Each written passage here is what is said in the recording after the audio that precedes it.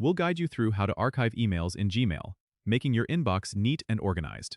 If you find this helpful, consider subscribing and liking the video. First, open your web browser and go to Gmail's website. Once you're logged in, you'll see your inbox with all your emails. To archive a single email, hover over the email you want to archive. You'll notice a small icon that looks like a box with a downward-facing arrow.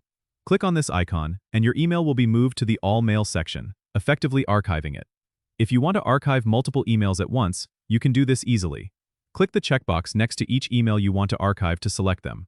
Once you have all your desired emails selected, look for the same archive icon in the toolbar at the top of your inbox. Click it, and all selected emails will be archived at once. Now, if you ever want to retrieve an archived email, go to the menu on the left and scroll down to find the All Mail label. Click on it, and you'll see all your emails, including the archived ones. You can also search for specific archived emails using the search bar at the top. Just type in the sender's name or any keyword from the email, and Gmail will display it for you.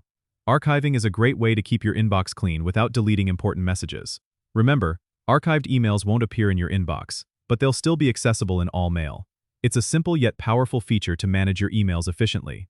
Don't forget to subscribe and comment if this helped you out.